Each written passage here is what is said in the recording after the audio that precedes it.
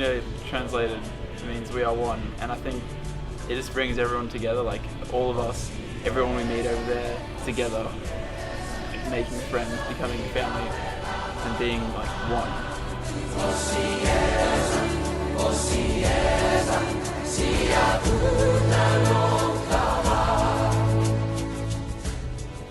So Ikhaya Latemba actually got started because in 2000, the president at the time, President Mbeki, didn't recognize AIDS as a disease that was killing people. He didn't recognize it for the killer that it really actually was, the pandemic that it was.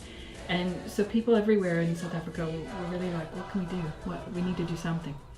Now, our kids, the criteria for coming here is you have to be some of the least likely to succeed, the most orphaned and vulnerable, okay? So the most orphaned would be probably, lots of kids have single moms, but some kids don't even have a mom or dad. They live with their granny, their auntie, or maybe they don't. Maybe they live with a neighbor that lived near them when their mom died and she was a good friend. For me, when I joined Ikhaya this place, I came, as I said yesterday, if you remember, I came here because there was friends, and I'm always that guy who's always want to be around friends, positive friends, who can always lead me into a place. So for me to be here, yes, there were things that they were said outside the community, that you're going there because you don't have something to eat, Those were the comments that we got just to discourage us. But we knew exactly what we were getting here. Obviously, what we got here, that they couldn't get. So for me, I could say, out of Ikhaya, I got life.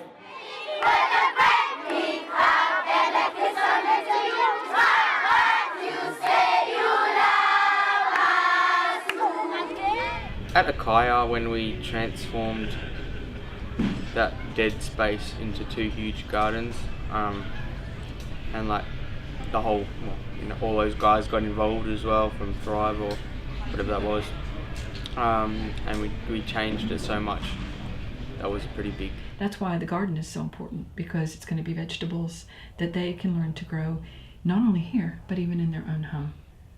And they'll learn about health and nutrition, which will help them to feed their kids better and feed themselves better. Because people who are poor will resort to the cheapest food they can find.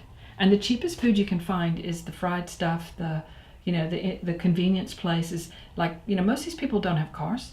They don't have any way to get to stores and stuff, so that's why there's nice spaza shops here. So they'll go there and they'll buy a loaf of bread. And that's what they'll eat for the day, is a loaf of bread. That's it. And it's not just a game, you can't throw me away.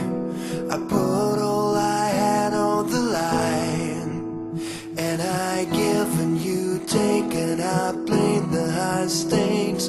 I've won and I've lost, but I'm fine. We don't get any government funding, which is really, really difficult for us, because we have a hugely great program, but we don't have the funding for it. So I look for corporate sponsors if I can find them. But the hard part about corporate sponsors is they all want to do projects for us. Don't you need laptops? Don't you need a building? Don't you, something that they can put money into that's tangible, that they can see, okay?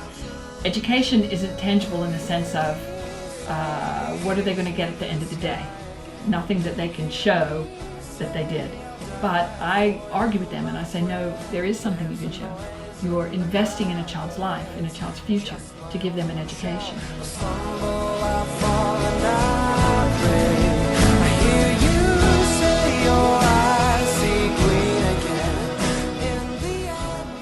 Well, Simunye translated means we are one, and I think it just brings everyone together, like all of us, everyone we meet over there, like the 2 different groups that we saw, and all the kids together, like making friends, becoming a family, and being like one.